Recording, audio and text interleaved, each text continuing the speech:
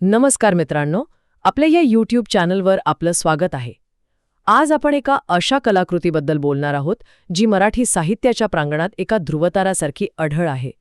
ही केवळ शाई आणि कागदावर उतरलेली एक गोष्ट नाही, तर हा एका संपूर्ण युगाचा जिवंत दस्तऐवज आहे. आपण बोलतोय रणजित देसाईंच्या अजरामर कादंबरीबद्दल, स्वामी. अगदी. आणि आपला उद्देश हाच आहे की ही कादंबरी केवळ माधवराव पेशव्यांची जीवनकथा का नाही हे शोधून काढणं.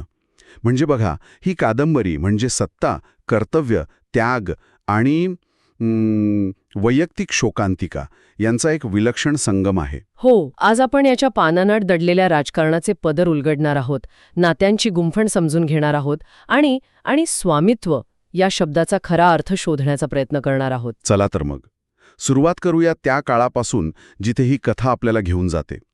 पानिपतच्या तिसऱ्या युद्धाने मराठा साम्राज्याला एक जबरदस्त धक्का दिलाय. तो पराभव केवळ लष्करी नव्हता, तो मानसिक होता, नाही का? बरोबर. साम्राज्याचा आत्मविश्वास पूर्णपणे डळमळीत झाला होता. आणि अशातच ज्यांच्या नेतृत्वाने हे साम्राज्य उभं राहिलं होतं ते नानासाहेब पेशवे. त्यांचा मृत्यू होतो. म्हणजे सगळीकडे एक प्रकारची अनिश्चितता, एक पोकळी निर्माण झाली आहे. हो, आणि ही फक्त राजकीय पोकळी नाही, ही एक भावनिक पोकळी आहे असं मला वाटतं. अगदी.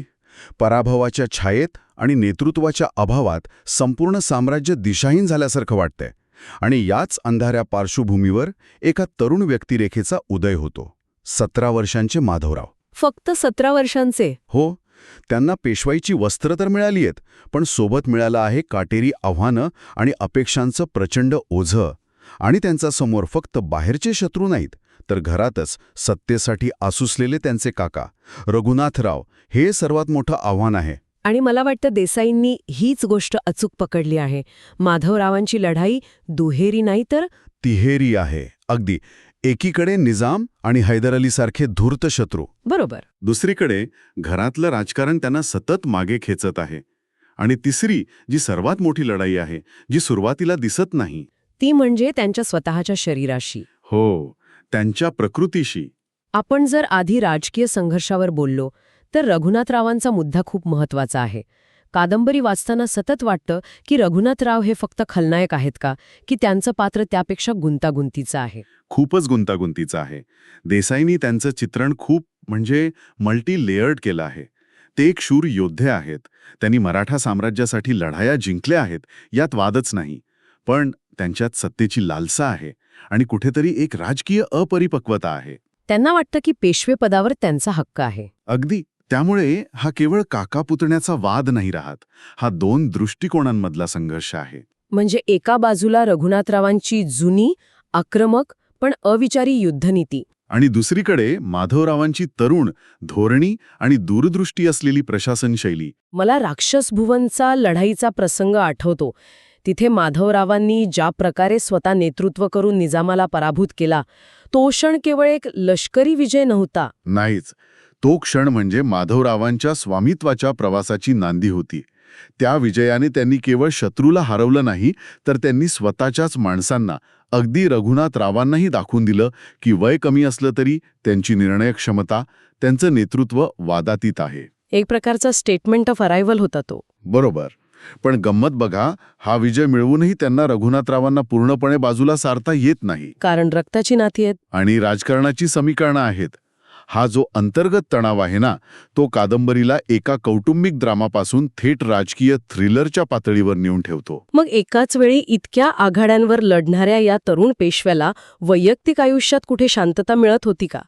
कारण कादंबरीत त्यांचं आणि रमाबाईंचं नातं खूप वेगळ्या पद्धतीने समोर येतं. हो, खूपच वेगळं. त्या काळातली इतर राजकीय लग्न बघितली तर ती केवळ एक सोयरीक असायची, एक राजकीय तडजोड. पण इथे गोष्ट वेगळी वाटते. खूप वेगळी. माधवराव आणि रमाबाई यांचं नातं हे या कादंबरीचं भावनिक केंद्र आहे असं मी म्हणेन. तिचा आत्मा आहे. या नात्यात कुठेही सत्तेचा बडजाव नाही की मोठे संवाद नाहीत. हो, संवाद कमी आहेत. इथे संवाद आहे तो नजरेतून, स्पर्शातून आणि न बोललेल्या शब्दांमधून. रमाबाई या केवळ पेशव्यांची पत्नी नाहीत, तर त्या माधवरावांच्या अस्तित्वाचा एक अविभाज्य भाग आहेत. त्यांचं प्रेम एका शांत नदीसारखं आहे. वरवर शांत, पण आतून प्रचंड खोल. मला वाटतं देसाईंनी हे नातं इतकं सुंदर उभं केलं आहे की ते आजच्या काळातही तितकंच ताजं वाटतं. एक प्रसंग आहे कादंबरीत जिथे दिवसभराच्या दगदगीनंतर, राजकारणाच्या गुंतागुंतीनंतर माधवराव जेव्हा त्यांच्या महालात येतात तेव्हा रमाबाई फक्त त्यांच्यासाठी गरम पाण्याची व्यवस्था करतात. बरोबर. हो, कारण त्या क्षणात रमाबाई त्यांना श्रीमंत पेशवे म्हणून नाही बघत, तर माधव म्हणून पाहतात. त्या त्यांच्या पदाचा नाही तर त्यांच्या माणसाचा थकवा ओळखतात. ही समज, हा निःशब्द आधार, हेच त्यांचं खरं प्रेम आहे. आणि याच नात्यामुळे माधवरावांची व्यक्तिरेखा अधिक मानवी वाटते, नाही का? अगदी. बाहेर ते कठोर, शिस्तप्रिय आणि करारी पेशवे आहेत, पण रमाबाईंच्या सहवासात ते फक्त एक पती आहेत ज्यांना आधाराची, मायेची गरज आहे. हे नातं त्या व्यक्तिरेखेला खोली देतं, ज्यामुळे वाचक त्यांच्याशी भावनिकरित्या जोडला जातो. आणि ही भावनिक जोडणी पुढे जाऊन अधिकच घट्ट होते जेव्हा कथा तिच्या परमोच्च बिंदूकडे वळते, म्हणजे माधवरावांच्या आजारपणाकडे. हो. हा कादंबरीचा असा भाग आहे जिथे राजकारण, युद्ध सगळं काही मागे पडतं आणि उरतो फक्त एका माणसाचा त्याच्या नियतीशी चाललेला संघर्ष. आणि हा संघर्ष खूप वेदनादायी आहे. कारण एकीकडे माधवराव मराठा साम्राज्याची विस्कटलेली घडी बसवत आहेत, निजामाला जर बसवत आहेत, प्रशासनात सुधारणा करत आहेत. सगळं काही सुरळीत करत आहेत. आणि हे सगळं करत असताना त्यांच्या आत क्षयरोगासारखा भयंकर शत्रू त्यांना पोखरत आहे. हीच तर शोकांतिका आहे. ज्या वयात माणसाने आपलं आयुष्य भरभरून जगायचं, त्या वयात ते मृत्यूशी झुंज देत होते. त्यांचं कर्तव्यच त्यांच्या वैयक्तिक शोकांतिकेचं कारण ठरतं. खरंय, त्यांची ही लढाई मला जास्त मोठी वाटते. कारण रणांगणात शत्रू समोर दिसतो, पण इथे शत्रू अदृश्य आहे, तो त्यांच्या आत आहे. आणि या लढाईत त्यांचे सर्वात मोठे शस्त्र म्हणजे त्यांची इच्छाशक्ती. पण त्या इच्छाशक्तीलाही शरीराच्या मर्यादा होत्या. हो, आणि इथे रमाबाईंची भूमिका पुन्हा एकदा खूप महत्त्वपूर्ण ठरते. त्या कुठेही आपला धीर सोडत नाहीत, तक्रार करत नाहीत. त्या एका सावलीप्रमाणे शांतपणे त्यांची सेवा करत राहतात. त्यांना माहीत आहे की त्यांचा पती मृत्यूच्या दारात उभा आहे. तरीही त्या शेवटच्या क्षणापर्यंत आपलं कर्तव्य आणि प्रेम निभावतात. कादंबरीच्या शेवटच्या काही प्रकरणांमध्ये या दोघांमधील जे संवाद आहेत, किंवा संवाद नाहीच ते, जे निःशब्द क्षण आहेत, ते मराठी साहित्यातील सर्वोच्च भावनिक क्षणांपैकी एक आहेत. विशेषतः त्यांची शेवटची भेट. त्या भेटीचं वर्णन वाचताना अंगावर काटा येतो. हो. तिथे शब्द नाहीत, फक्त वेदना आहे, हतबलता आहे, आणि तरीही एक प्रकारची शांतता आहे. कारण त्या क्षणी दोघांनीही सत्य स्वीकारलेलं आहे. तिथे फक्त दोन जीव आहेत जे एकमेकांचा निरोप घेत आहेत. देसाईंची भाषा तिथे काव्यमय होते. ते लिहितात की तो निरोप इतका कठीण होता की तो सांगायला शब्द अपुरे पडतील. एक तरुण पेशवा ज्याने आपलं आयुष्य राज्यासाठी वाहिलं, तो मृत्यूच्या स्वाधीन होतोय, आणि त्याची पत्नी, जी त्याच्याशिवाय जगाचा विचारही करू शकत नाही, ती त्याला मुक्ती देत आहे. हा क्षण वाचताना मन सुन्न होतं.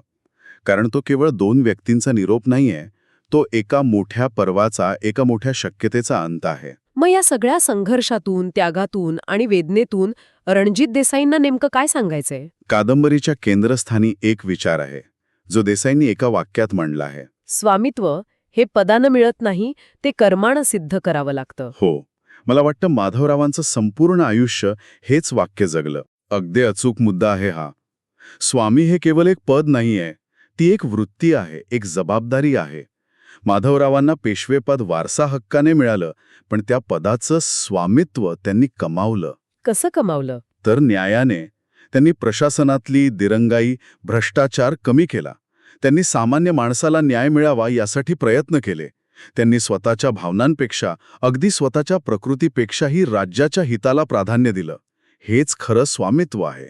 म्हणजे खरा स्वामी तो, जो केवळ अधिकार गाजवत नाही तर कर्तव्याचा पालन करतो, जो स्वतःसाठी नाही तर प्रजेसाठी जगतो. बरोबर. ही संकल्पना आजच्या काळातल्या सर्व्हंट लीडरशिप या संकल्पनेशी खूप मिळती जुळतीये, नाही का? नक्कीच. माधवरावांनी हेच सिद्ध केलं. त्यांनी दाखवून दिलं की तुमचं पद तुम्हाला अधिकार देतं, पण लोकांच्या मनावर राज्य करण्यासाठी तुम्हाला त्यागाची, निष्ठेची आणि चारित्र्याची कसोटी पार करावी लागते. म्हणूनच त्यांचं आयुष्य अल्प होतं, फक्त 28 वर्षांचं. पण त्या छोट्याशा काळात त्यांनी जे काम केलं, त्यामुळे ते इतिहासात थोरले माधवराव म्हणून अमर झाले. त्यांचं स्वामीपद त्यांच्या मृत्यूनंतरही अबाधित राहिलं. तर मग इतकी वर्ष झाली तरीही कादंबरी आजच्या वाचकाला इतकी का भावते? मला वाटतं याचं पहिलं कारण म्हणजे हा केवळ कोरडा इतिहास नाही, हा एक जिवंत अनुभव आहे. अगदी. देसाईंची भाषा इतकी प्रभावी आहे की ती आपल्याला थेट 18व्या शतकात घेऊन जाते. शनिवारवाड्याचे ते भव्य दरवाजे, दरबारातले तणावपूर्ण क्षण, युद्धाच्या मैदानावर उडणारी धूळ. सगळं डोळ्यासमोर घडतंय असं वाटतं. बरोबर. आणि दुसरं कारण म्हणजे कादंबरीतील मानवी भावनांचा कल्लोळ. यात सत्ता संघर्ष आहे, पण त्यात कौटुंबिक राजकारणही आहे. यात प्रेम आहे, पण त्यात विराहाची वेदनाही आहे. यात कर्तव्यनिष्ठा आहे, पण त्यात वैयक्तिक आयुष्याची होणारी वाताहतही आहे. आणि या भावना सार्वत्रिक आहेत. त्यामुळे कोणत्याही काळातला वाचक या कथेशी, या पात्रांशी स्वतःला जोडू शकतो. आणि तिसरं, सर्वात महत्वाचं कारण म्हणजे माधवराव पेशव्यांची व्यक्तिरेखा. ती एक आदर्शवादी पण तरीही खरी वाटणारी व्यक्तिरेखा आहे. हो, त्यांच्यात प्रचंड बुद्धिमत्ता आहे, पण त्याच वेळी तारुण्याला साजेशी अधीरताही आहे. ते एकीकडे करारी शासक आहेत, तर दुसरीकडे एक हळवे पती आहेत. हे जे द्वंद्व आहे ना, त्यामुळे ती व्यक्तिरेखा खूप खरी आणि आपलीशी वाटते. ती आपल्याला प्रेरणा देते. खरंय. म्हणूनच स्वामी वाचणं म्हणजे केवळ एका ऐतिहासिक कालखंडाचा अभ्यास करणं नाही, तर ते नेतृत्व, व्यवस्थापन, मानवी नातेसंबंध आणि त्याग यांसारख्या मूल्यांचं शिक्षण घेणं. ही कादंबरी आपल्याला विचार करायला लावते की आपण आपल्या आयुष्यात कोणती जबाबदारी स्वीकारतो आणि ती कशी पार पाडतो. अगदी. थोडक्यात सांगायचं तर स्वामी ही केवळ एका पेशव्याची गोष्ट नाही. ही गोष्ट आहे एका तरुणाची, ज्याने नियतीने दिलेली आव्हानं स्वीकारली आणि स्वतःच्या कर्तृत्वाने एका पदाचं स्वामित्वात रूपांतर केलं. ही गोष्ट आहे त्यागाची, निष्ठेची आणि एका अपुऱ्या राहिलेल्या पण तरीही परिपूर्ण वाटणाऱ्या आयुष्याची. आणि जाता जाता एक लहानशी सूचना. ही कादंबरी वाचताना, विशेषतः तिची शेवटची 50-60 पानं वाचताना घाई करू नका. ती पानं हळूहळू त्यातलं प्रत्येक भावनेनं मनात झिरपू देत वाचा. कदाचित ते वाचताना डोळे पाणावतील, पण तो अनुभव तुम्हाला एक वाचक म्हणून अधिक समृद्ध करून जाईल याची मला खात्री आहे. नक्कीच. आणि या सगळ्या चर्चेनंतर एक प्रश्न मनात राहतो. कादंबरी आपल्याला सांगते की स्वामित्व हे कर्माने सिद्ध करावं लागतं. आजच्या जगात जिथे पद, प्रतिष्ठा आणि अधिकार यांना प्रचंड महत्त्व आहे, तिथे आपण खऱ्या स्वामित्वाची व्याख्या विसरत चाललो आहोत का? एखाद्या व्यक्तीचं महत्त्व त्याच्या पदावरून ठरवायचं की त्या पदावर राहून त्याने केलेल्या कामावरून, यावर विचार करायला हरकत नाही. मित्रांनो, तुम्हाला जर का हा आजचा व्हिडिओ आवडला असेल तर आपल्या चॅनलला लाईक, शेअर आणि सबस्क्राईब करायला विसरू नका. चला तर मग एका नवीन पुस्तकासोबत पुन्हा भेटूयात पुढच्या व्हिडिओमध्ये. तोपर्यंत नमस्कार.